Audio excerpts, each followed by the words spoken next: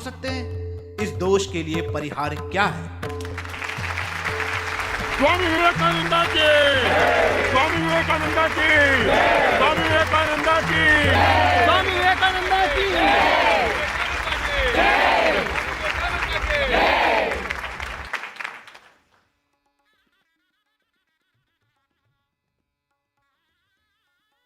America में बिस्तर मुलायम और कोमल था, लेकिन ऐसी कई रातें थी जब मैं अपने खुद के लोगों की अपार गरीबी के बारे में सोचकर उन मुलायम और कोमल बिस्तरों पर सो नहीं पाया।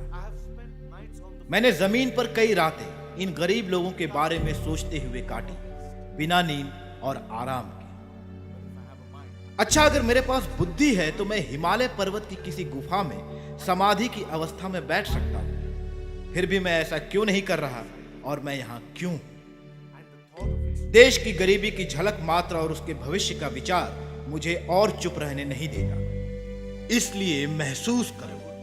क्या आप महसूस करते हैं? क्या आप महसूस कर सकते हैं कि असंख्य ईश्वर और ज्ञानी पुरुषों की संतानें नृशंस और क्रूर पशुओं के पड़ोसी बन गए हैं? क्या आप महसूस कर सकते हैं कि असंख्य लोग आज भी भूख से मर रहे हैं और असंख्य लोग कई सदियों से भूखे हैं? क्या यह आपको विचलित करता है? क्या यह आपकी नींद उड़ाता है?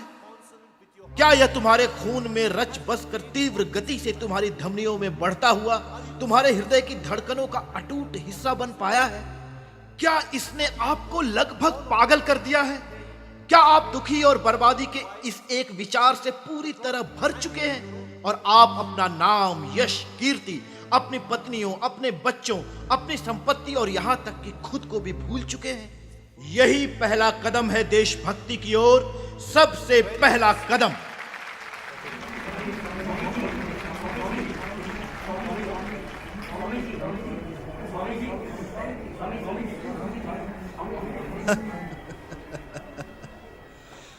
मैं अमेरिका में एक आदमी था और यहां दूसरा।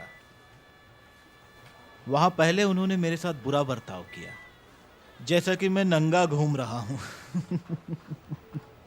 और तो और मुझे एक अच्छे होटल में घुसने भी नहीं देते थे। यहां पूरा देश मुझे अपने अधिकारी के रूप में देख रहा है। यहां राजकुमार और महाराजाओं के वंशज मेरे पांव पड़ते हैं, पूजा करते हैं। यहां पूरे देश में प्रगति हुई है जिसका अभी तक किसी ने निर्देश नहीं दिया।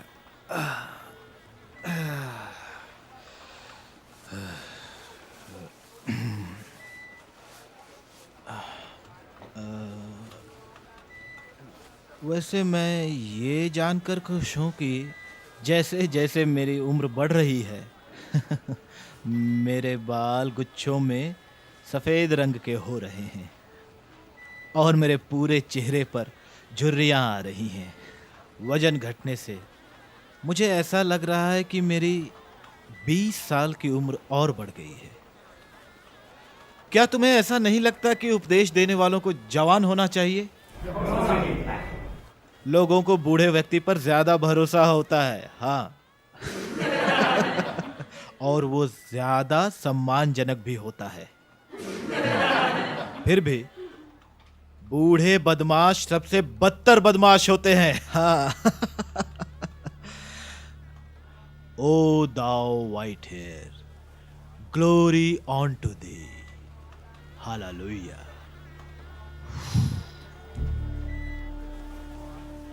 ये मधुमेह एक बंगाली संविधान पर निरंतर अनियमित मेहनत का नतीजा है। यह एक वंशानुगत शत्रु है और कुछ ही समय में ये मुझे पृथ्वी की ओर ले जाएगा।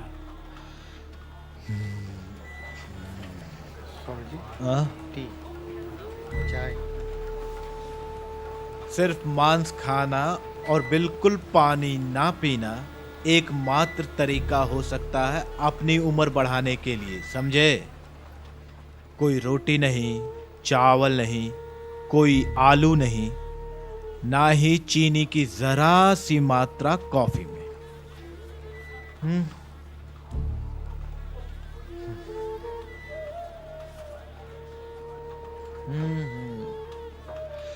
बदकिस्मती से मैं सर्कस के उस जोकर के समान हूं जो दूसरों को हंसाता है और खुद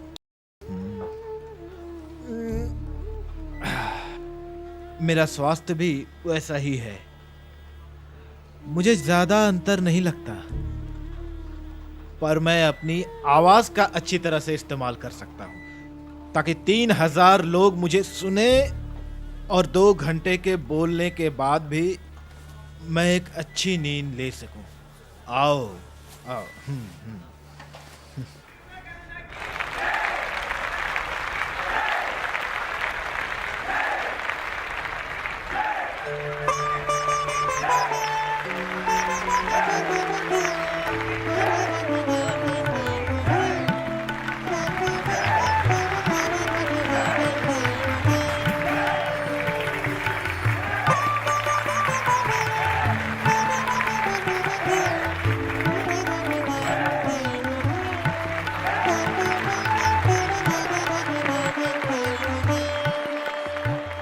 मेरा भरोसा उन युवा शक्तियों में है जो आज्ञाकारी, असीम बुद्धिमान और दूसरों की सेवा करने में तत्पर है, जो अपना सारा जीवन मेरी योजनाओं को साकार करने के लिए तैयार हो, अपने देश की भलाई करने के लिए तैयार हो।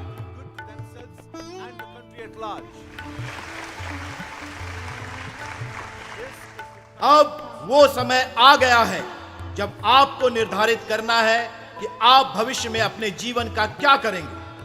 क्या ये यौवन की शक्ति और उत्साह थके हुए बुढ़ापे में रहेगा? सोचिए, अपने आप को जागृत कीजिए।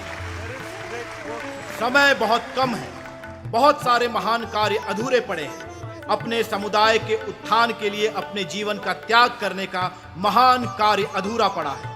इसलिए एक लक्ष्य चुनिए और उसे पाने के लिए सारा जीवन बिताइए।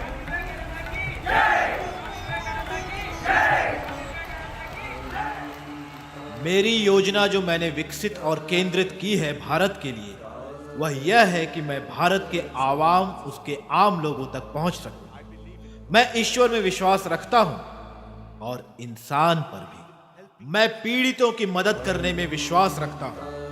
मैं चाहूंगा कि बार बार जन्म लूं और हजारों दिक्कतें झेलूं ताकि मैं भगवान की पूजा कर सकूं जिसका अस्तित्व है। वह एकमात्र ईश्वर जिस पर मैं विश्वास करता हूं, वह दुष्ट मेरा ईश्वर, वह पीड़ित सभी जातियों का गरीब मेरा ईश्वर, उसकी सेवा करना चाहता हूं, उसको पूजना चाहता हूं। दुनिया की यात्रा करने के बाद मेरे मन में यह दृढ़ विश्वास जागा है कि कोई भी महान वजह या कदम बिना संगठन के सफल नहीं होगा। मैं जितना बड़ा हुआ, मैंने उतना ज्यादा पाया कि हर चीज पुरुषत्व में समाई है। मेरे जीवन का लक्ष्य है कि मैं एक ऐसे तंत्र को हरकत में ले आऊं जो हर किसी के दरवाजे तक उदार विचारों को ले जाए। महिलाओं को शिक्षित करो और उन्हें स्वतंत्र छोड़ दो। शिक्षित महिलाएं ही बताएंगी कि उनके उद्धार के लिए क्या योजनाएं बनानी है। अपने स्कूल में पुरानी कलाओं का पुनरुत्थान करो। अपनी लड़कियों को अच्छा खाना पकाना सिखाओ, सिलाई करना सिखाओ, चित्रकला सिखाओ, रंगोली बनाना सिखाओ, गुड़िया बनाना सिखाओ। तुम्हारी कोशिश यह होनी चाहिए कि जीवन के कठोर समय में ये लड़कियां इस शिक्षा के द्वारा 4 पैसे कमा सकें। मैं ईश्वर या धर्म पर भरोसा नहीं करता जो एक विधवा के आंसू नहीं पोंछ सकता और एक अनाथ के मुंह में एक रोटी का टुकड़ा नहीं दे सकता। धर्म वह है जो किसी किताब या उल्लेख पर निर्भर नहीं करता। मैं सभी धार्मिक शिक्षकों से आजाद बनने में विश्वास रखता हूं, उन पर श्रद्धा रखूं, पर उस धर्म को एक आजाद खोज की तरह देखूं।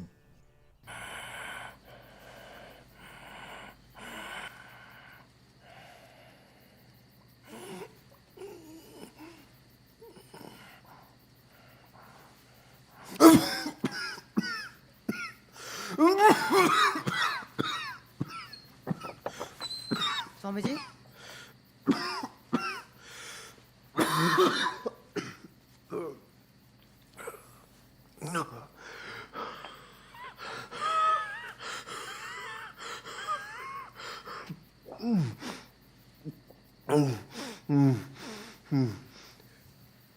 मैंने इस संसार के लिए काम किया और इस संसार ने बिना 1 पाउंड मांस लिए हुए मुझे एक रोटी का टुकड़ा भी नहीं दिया।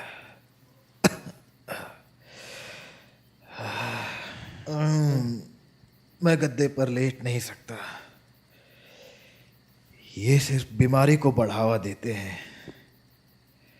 मैं घुटन महसूस करता हूँ। मुझे आराम के लिए फर्श पर आकर लेटना पड़ेगा।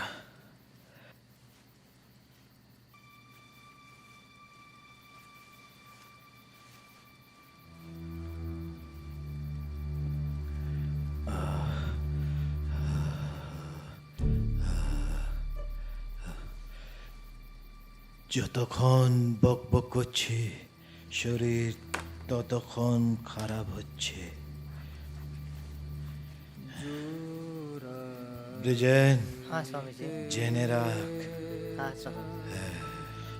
मिसेस जॉनसन की राय में कोई भी आध्यात्मिक इंसान बीमार नहीं पड़ना चाहिए। उन्हें ऐसा लगता है कि मेरा धूम्रपान करना पाप है। पर माँ का कोई भी काम जिसमें मुझे निपुण होना था उन्होंने मुझसे करवाया और अब मुझे एक तरफ फेंक कर मेरी काया और अहम को तोड़ दिया है। शकले तुम्हारी इच्छा। मुझे लगता है कि मेरा कार्य संपूर्ण हो चुका है। ज्यादा से ज्यादा 3 या 4 साल बचे हैं। मैं 40 की उम्र कभी नहीं देखूंगा। स्वामी जी।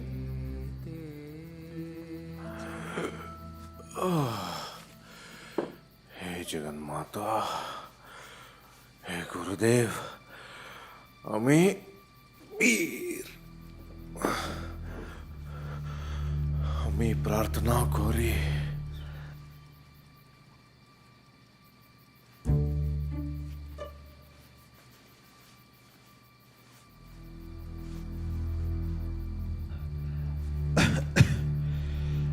अब ज्यादा ध्यान मत दो। कैसे काया जी और गई। इसका काम हो चुका है। कर्म को इसे नीचे बहाने दो। किसी को इस पर हार चढ़ाने दो, दूसरे को इसे मारने दो। कोई तारीफ या दोष एक ही है। तारीफ या दोष एक ही है। इसलिए शांत और मजबूत बने रहो। सन्यासी, शांत और मजबूत बने रहो। ओम तत्सत। ओम।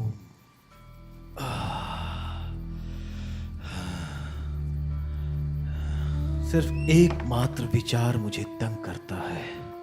वो ये है, क्या मैं इस कम समय के अंदर अपने विचारों को असर दे पाऊंगा? मैं एक मरता हुआ इंसान हूं। मेरे पास खेल कूद के लिए समय नहीं है। मुझे अपनी संस्था को सही कर्मठ अवस्था में देखना ही है। और तब ये अच्छी तरह जानकर कि मैंने कम से कम भारत में तो अपने आप को मानवता की अच्छाई के लिए कर्म में झोंका। मैं आगे की परवाह किए बिना सो जाऊंगा।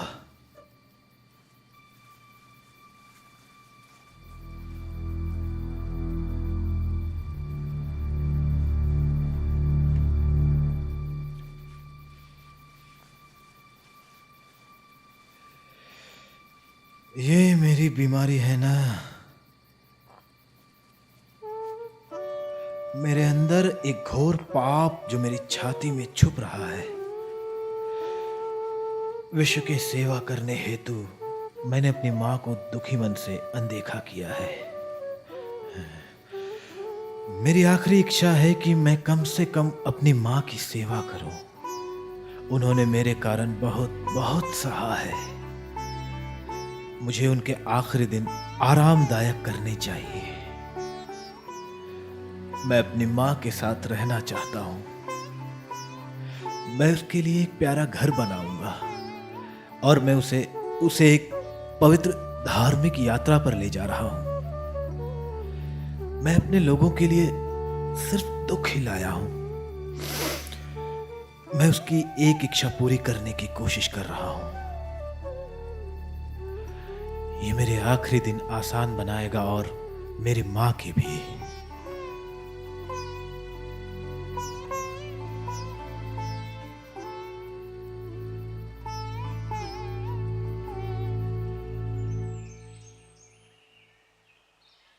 जय श्री रामकृष्ण परमहंस देव की जय श्री रामकृष्ण परमहंस देव की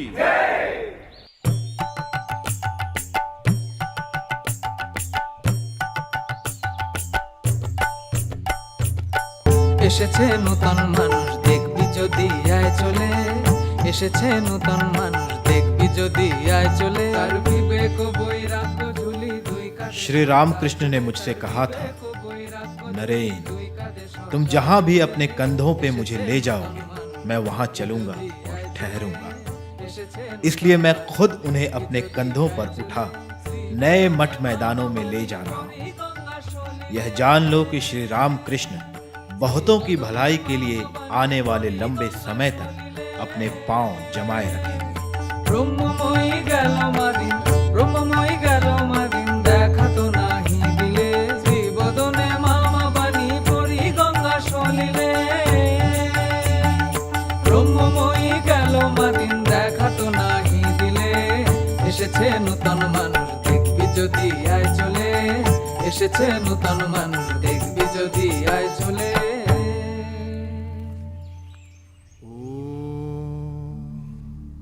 स्थापकाय च धर्मस्य सर्वधर्मस्वरूपिणे। ये लड़का जो एक छोटे से गांव में गरीब ब्राह्मण माता पिता के यहाँ जन्मा, वो आज उन जमीनों में पूजा जा रहा है जो कि सदियों से पूजाओं के खिलाफ थी। मैं इस महान आदर्श को आपके सामने रख रहा हूं। इसे परखो, पर मेरे द्वारा नहीं। मैं तो सिर्फ एक कमजोर यंत्र हूं। इस पात्र को मेरी नजरों से मत परखने दो। हमें मायने ये नहीं रखना चाहिए कि परमहंस का प्रचार कौन करता है, मैं, तुम या कोई और, परंतु अब उन्हें मैं तुम्हारे समक्ष रखता हूं और ये तुम्हारे द्वारा परखने के लिए है।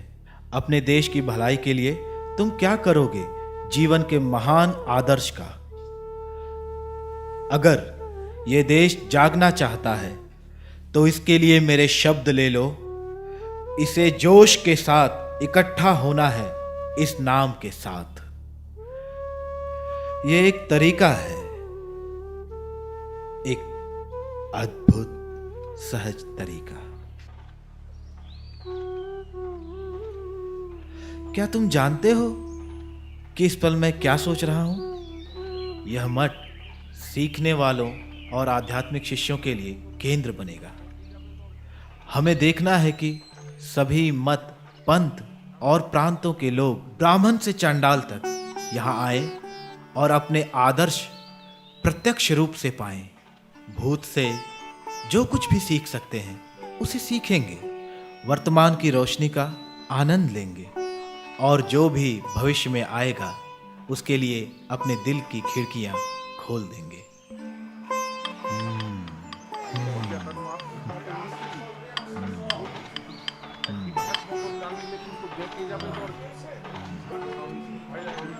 नमस्ते। यह मठ जिसे हम बना रहे हैं ना, यह सबको शांति प्रदान करेंगे। चलिए चलिए। जिस तरह श्री रामकृष्ण परमहंस अत्यंत खुले विचार के थे ना, उसी तरह यह मठ भी ऐसे विचारों को पहुंचाने का एक केंद्र होगा। वैश्विक शांति की सुलगती हुई ऊंचाइयां जो यहां प्रदर्शित होंगी, पूरे विश्व में बाढ़ ला देगी।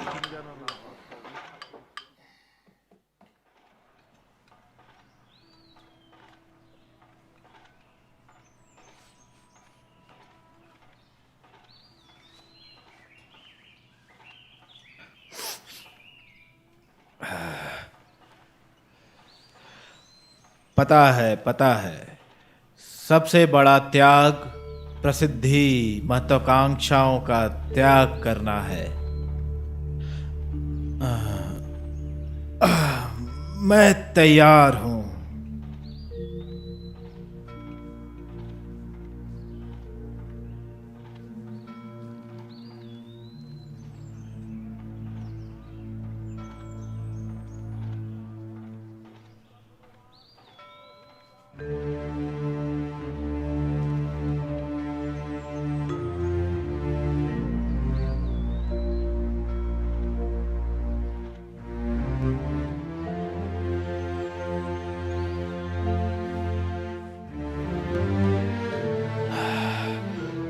अब मैं आजाद हूं,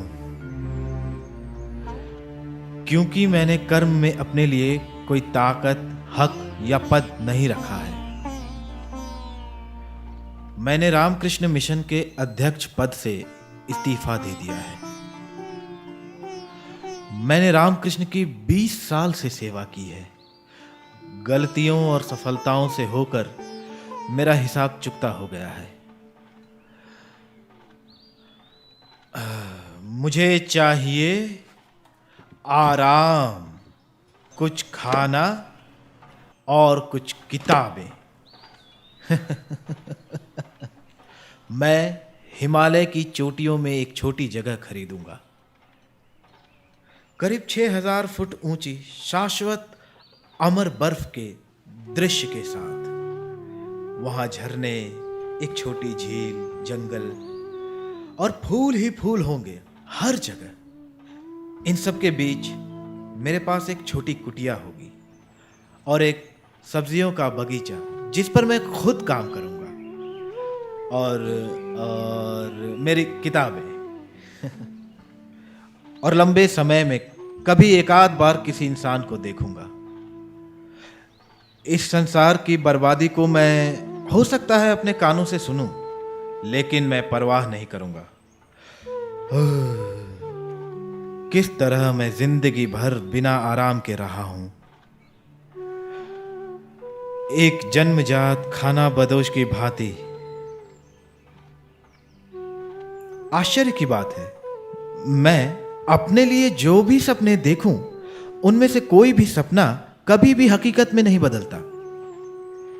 जब भी मैं दूसरों की भलाई के बारे में सोचूं, चाहे वो जितना भी कठिन हो, हमेशा वो हकीकत में बदलता है।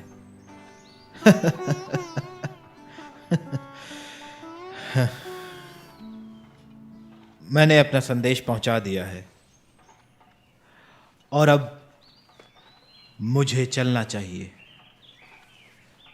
एक बड़े पेड़ की छाया छोटे पेड़ों को बढ़ने नहीं देगी। मुझे जाना ही चाहिए, दूसरों के लिए जगह बनाने के लिए।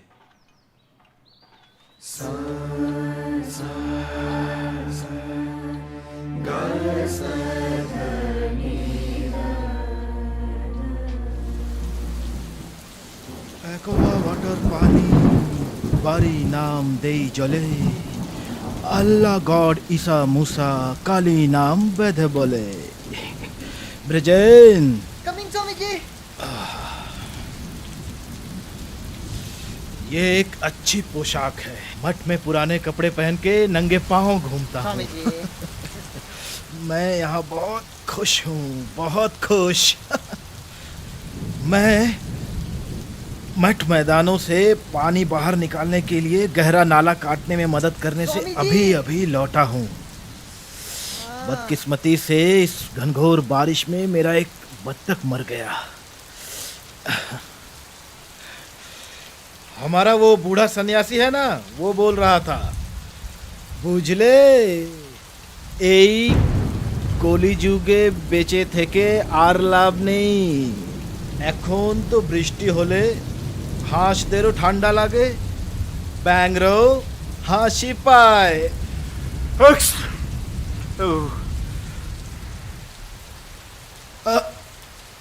ब्रजेन, स्वामी जी।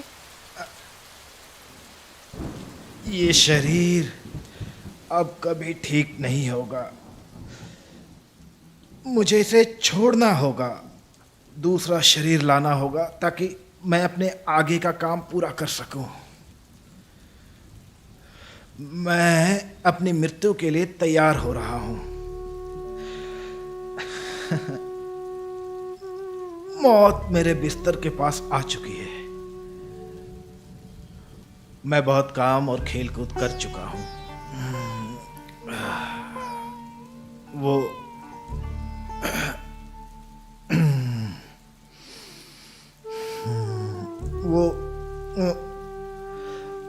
मेरे साथ साथ ये किताब भी पूरा विश्व घूम चुकी है।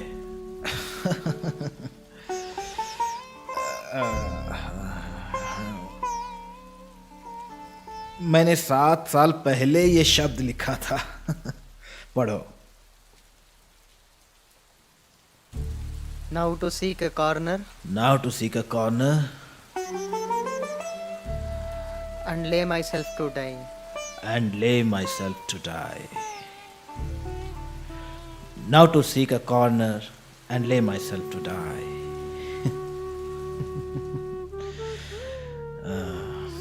अब तो किसी कोने में